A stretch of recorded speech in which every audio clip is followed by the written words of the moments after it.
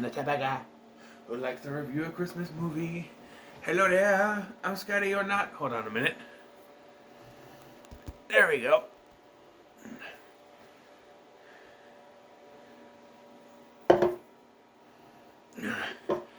Santa Scotty and you are not.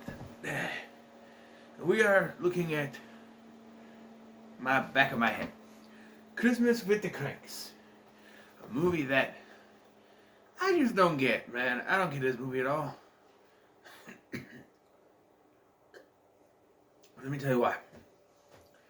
Because ever since I watched this movie, first time years ago, I kind of side with Luther and Nora on this. I understand where they're coming from.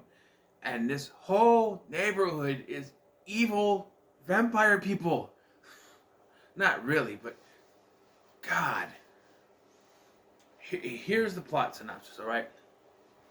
With their daughter going to Peru, South America, abroad for the holiday, and not going to be there for the holidays, Luther and Nora Crank decide they're not going to celebrate Christmas this year. They're going to go on a cruise, and so they're going to give up everything about Christmas. No tree, no frosty, no Christmas party, nothing. Except for donations to the church and stuff, I guess.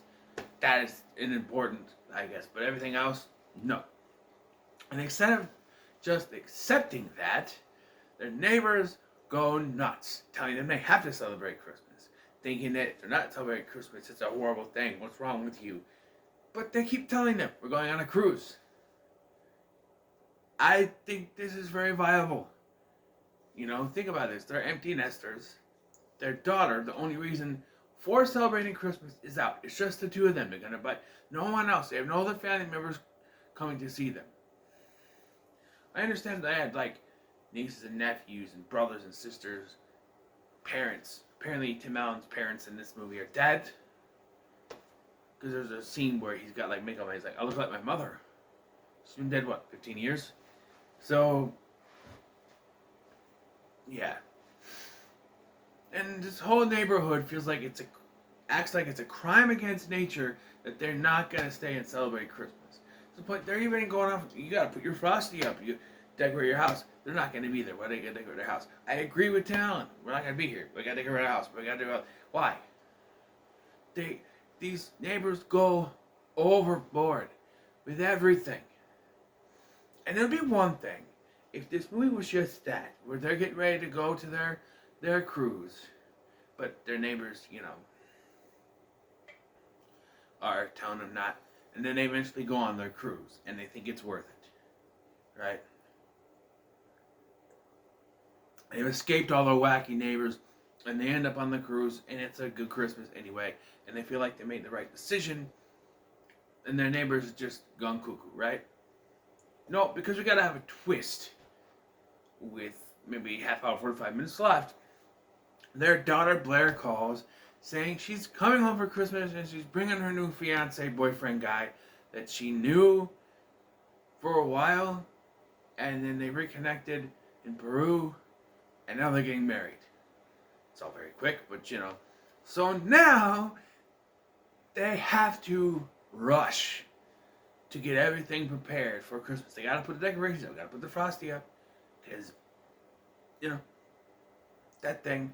And they gotta get specific things like a honey frickin' ham and a bunch of stuff. And of course, it's not working out, so they gotta rely on their neighbors to help them who don't want to help them. Because why should we help them? They weren't asked us. And I do get some of this, like Luther freezing the cat and icing up the drive. By the way,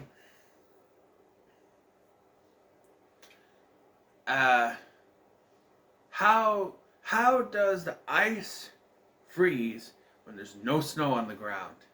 Like for most of this film, there's just snow on edges of stuff. They couldn't be bothered to put snow on the ground anywhere until later in the film, towards the end. Then they do it. That's the Christmas snow, I guess. I don't know.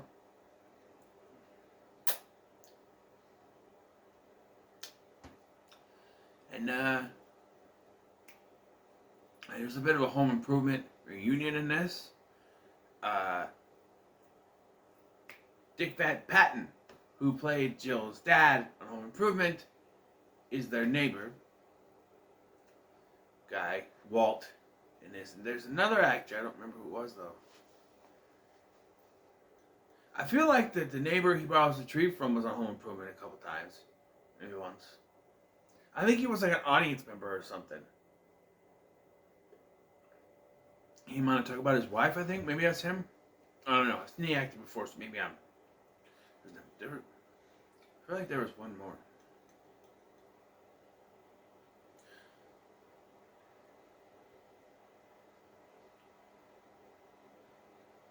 I think of it.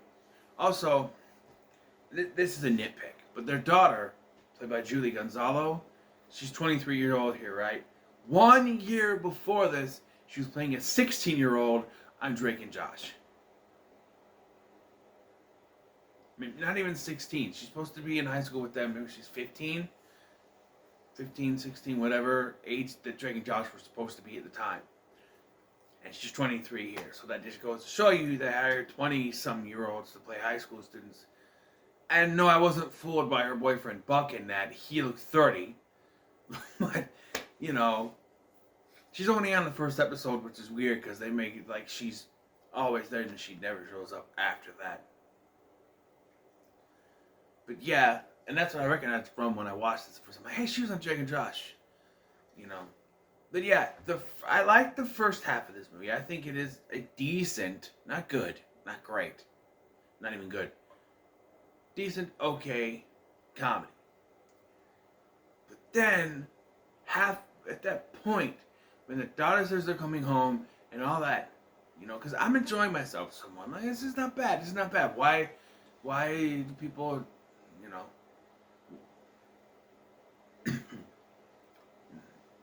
it's not that bad, I don't think. And then when it hits that point where it's like, Blair's coming home, so now we have to hurry and rush and get everything, and that's when I'm like, okay, this is when it gets too slapsticky, this is when it gets too much, and there's way too much in this back half. They gotta put the stuff up, they're having problems. She's going to get the honey ham, and she's chasing this woman through the store, and she crashes onto a cart and crashes into a display and loses the ham. Then on the way out, she happens to see someone buying this honey ham and just has to have it and pays this couple a lot of money for it and convinces them because, oh, you know, college. Kids are thinking for college, and so yeah. And she gets it. That would be enough. Nope. She's got to come up, swing in the bag, and then she almost bumps someone. The ham falls down, rolls out, and gets smushed by a semi-truck. No ham. All to show you that, hey, to tell the audience, you know, if they had just celebrated Christmas, they wouldn't have this problem. Now, would they? Again, the movie and the characters in the movie are telling you that these people are the bad guys. Even Luther is framed as an antagonist the way he acts. But here's the problem. He just wants to be left alone. Yes, the way he goes about doing stuff, probably not the right way to do it. But he just wants to be left alone to go on his cruise for Christmas. And people just keep bugging him. They keep coming up. They keep on trying to force him to celebrate Christmas. I'd be angry too. I wouldn't freeze the neighborhood cat, but I would be angry too, and I wouldn't be in a mood. And to be fair, he does keep his promise. He issues out a notice saying that I'm not going to say bah humbug, I'm not going to be, you know, that kind of thing. Just I'm not celebrating Christmas, you know. But it's all framed as if they are in the wrong for everything they're doing. First giving out on Christmas, that it's a bad thing. They're framed as the villains. And it's just not. Why? They run a thing in a newspaper about their house not being decorated and that they didn't win a freaking neighborhood contest because of it. Who cares? Let them do something else for Christmas. Their only child is gone. They have no other family. Like I said earlier, let them do it. And they should have gone on it. And I don't know. I'm kind of with Luther, sort of. I mean, now he's got family and people there at the end, but he's like, we can still go on that cruise. We can still do it. And she's like, no, no, no, no, no. And I get it. I get it. Family and friends are there now, all that thing, and he still wants to go on a cruise. I get it. The neighbors that came and helped him, fine. I get it. But they should have gone on that cruise. Like, I get it. He becomes nice. He gives Walt and Walt's wife the cruise tickets so they can go on the cruise. The wife's dying of cancer. It's a nice little gift. Probably the last Christmas she'll ever have. It's fine. Also, I don't get Walt. He's like, oh, we started over, but it started to snow. You live right across the frickin' street. And you even say that Bev's having a good day. You have no excuse to not go over there. You live right there. It's literally a 2-minute walk from your house to his house. Walter gets over there, back to his house, not that long. Snow my ass. I'm sorry. It just doesn't make any sense to me. Oh, we started heading over and it started to snow. How far were you over? Did you just step outside the house and start snow? Oh, let's go back in. Like, it's not that far. I can see they live down the block. They're right across the freaking street. And again, this second half just completely goes for broke. Because, oh, Blair and her boyfriend arrive early. They're not ready yet, so they gotta send the 2 cops, played by Cheech Marine and Jake Busey. Yeah, there's a weird pairing. To get them. But they're still behind, so they gotta stall. So they stop off and pretend like they see someone doing a crime. And then, okay, we can go now. Nope. Someone actually committing a crime. Someone's robbing a place. So they stop a criminal in the back with the 2 people. Yeah, that's not against regulations or anything. And then they go to the party, and they're going to leave that guy in there. He convinces Dewey from the Malcolm in the Middle to let him in the house to get food. Oh, my kids and everything. And he's lying so he can go steal shit. That's it. And by the way, I'm confused because Marty, who we see earlier in the film, and it turns out to be the Santa Claus trying to tell him about the umbrella. By the way, says, you're going to need an umbrella, and then he takes out the criminal with the umbrella later. Can you see the future? It's hinted that he's the real Santa Claus in a VFW, in a BMW,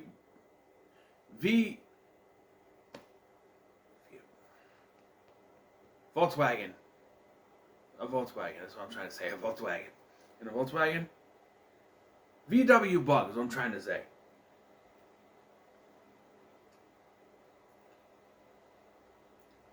Did he know? I don't know. But, yeah. He's Santa, I guess, but where did he get the Santa Claus? Was it in his car and he just ran out? I don't know. But it's a running joke where it's like, who is that guy? Like, who is he? Who is that? I have no idea. Everyone at the party don't know who he is. He's the Santa Claus who stands on the corner selling the umbrellas. And that's how he knows people. But apparently he's the real Santa Claus. So, yeah. Who knows? But, yeah, it's just so much in this back half. So much going on.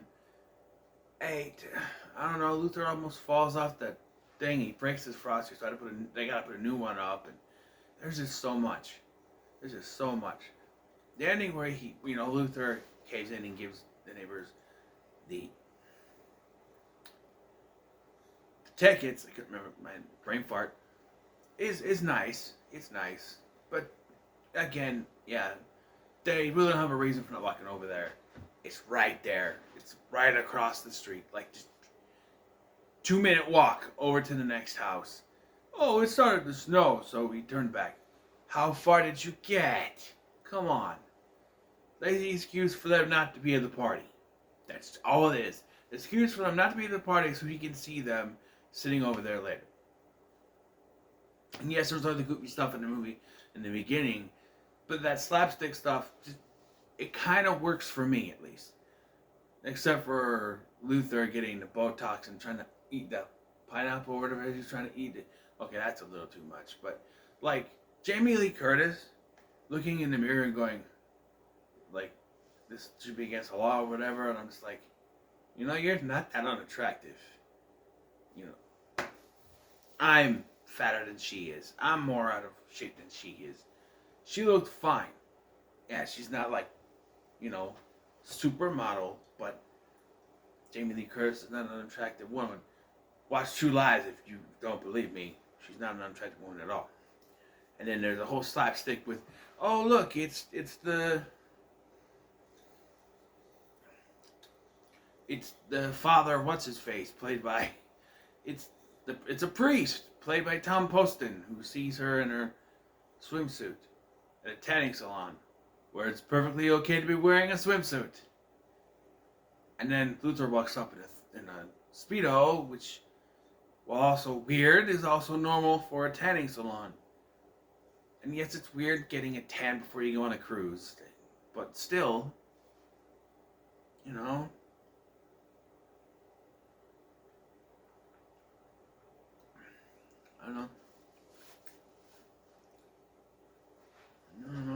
There's some of the stuff that works for me in the first half that doesn't work for me in the second half. And that is the definition of middle of the road movie, and that's what it is. It's middle of the road. So there it is. So what are your thoughts on Christmas at the Cranks? So make sure to like, share, and subscribe. We have one movie left, and oh boy. Come on. Watch that for me. Oh boy. This is gonna be good. Not the movie. Tearing it the fuck apart. That's what's gonna be good. Until then, make sure to like, share, and subscribe. Thanks for watching. I've been Scotty, and I'll see you in the next one.